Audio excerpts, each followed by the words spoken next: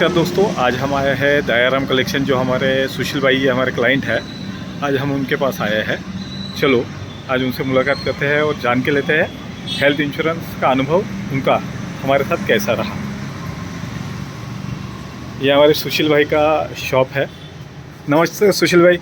Hello, कैसे हो? एकदम बढ़िया। आप कैसे हैं? एकदम बढ़िया।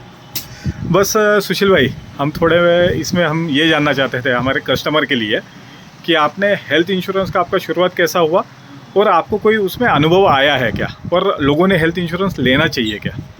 अच्छा, सबसे पहली बात तो मैं आपको बताऊं, हेलो एवरीवन। मतलब सबसे पहले जो ग्रीट करना चाहिए वो सबसे।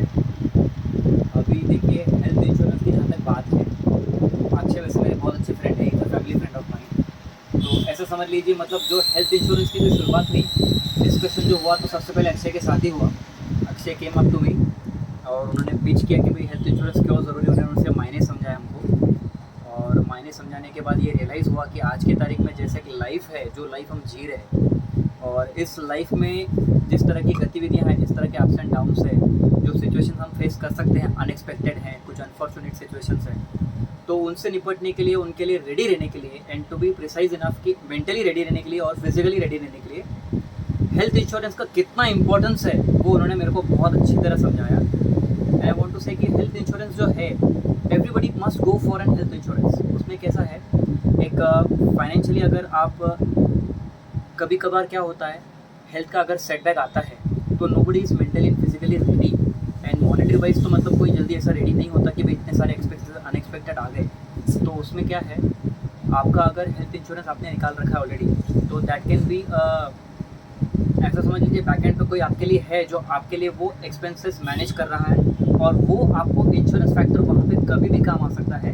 तो आप मेंटली उस समय पे क्या रह सकते हो, थोड़े स्टेडी रह सकते हो, स्टेबल रह सकते हो कि यस, कोई तो है आपके साथ जो आपको उस कठिन घड़ी में, उस तकलीफ वाली घड़ी में आपको निकालने की पूरी कोशिश करेगा। ऐसा मेरे साथ हुआ था। मतलब वे बैक आई गेस 3-4 साल पहले मेरी गुड़िया बीमार पड़ी थी, तो सडनली मुझे उनको एडमिट करना पड़ा था। यानी कि डॉक्टर ने बताया कि भाई we have no option other than admission. तो जब मैंने गुड़िया को एडमिट किया, तो उस समय सबसे पहला कॉल जो मैंने किया था, that was right to Akshay. मैं बोला, अक्षय ऐसी बात है, गुड़िया को एडमिट करने का नौबत आया है, बोला मैं।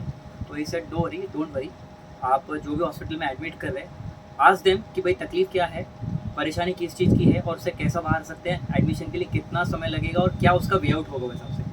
तो मैंने जैसे डॉक्टर से बात किया, तो डॉक्टर सेड कि almost it would take up to 3 to 4 days लगेंगे उसको रिकवरी में। वाइट प्लेटलेट्स का काउंट कुछ कम था गुड़िया को उस टाइम पे। और मुझे अच्छी तरह याद है कि जब हमने एडमिट किया, eight that time doctor first question जो उनका था कि do you have any kind of medical insurance या हेल्थ इंश्योरेंस, उन्होंने तो सबसे पहले पूछा। तो I said yes I do have.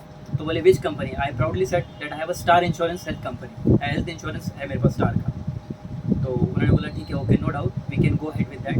तो हमने फॉर्म वगैरह फिलअप किया, एंड इंस्टेंटली आई गेस मुझे जहाँ तक अच्छी तरह याद है, इट वॉज अक्षय ओनली जिसने मेरे लिए वो क्लेम रजिस्टर किया, and he came up to me and he said कि भाई जो भी है आप क्या करिए, सबसे पहले इसकी डिटेल्स एक जगह जमा कर लीजिए, हॉस्पिटल के क्या क्या फॉर्म है वो सब भर के अच्छी तरह से रेडी कर लीजिए, so that we can go head with the data, आगे हमको फॉरवर्ड करने में काम आएगा। तो 3-4 दिन में गुड़िया अच्छी हो गई, इट वॉज ऑल गुड, उसका ट्रीटमेंट अच्छे से हो गया, सब हो गया।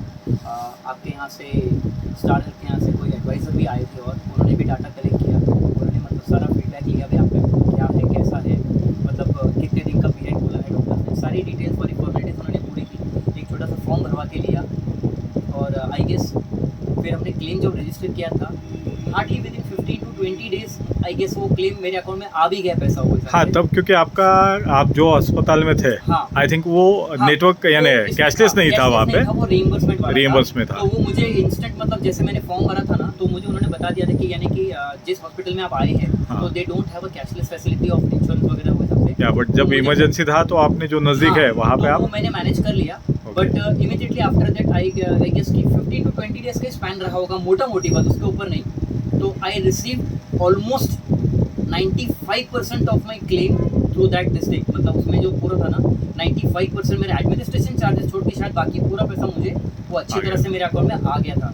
तो that means I can say कि मेरा एक्सपीरियंस जो रहा क्लेम को लेके एटलीस्ट, मतलब that was very satisfactory, and I can say कि भाई जो एक ट्रस्ट था मेरा, जो बॉन्डिंग था, जो मतलब जो ट्रस्ट करके मैं साल के साथ आगे बढ़ा था, that was up to 100% mark, पूरा मतलब 100% I was satisfied at that time कि ऐसा समझ लीजिए मतलब मुझे कोई चीज़ के लिए ऐसा बहुत ज़्यादा परेशान होना नहीं पड़ा, बहुत ज़्यादा ऐसा ये नहीं करना पड़ा, बहुत ज़्यादा पेपर वर्क में नहीं जाना पड़ा, यानी कि it was all instant and easily manageable and all thanks to Star Health I can say. That is the only thing I can say कि यानी कि everybody must go for an insurance and I would personally recommend the Star Health insurance company for health insurance type of this.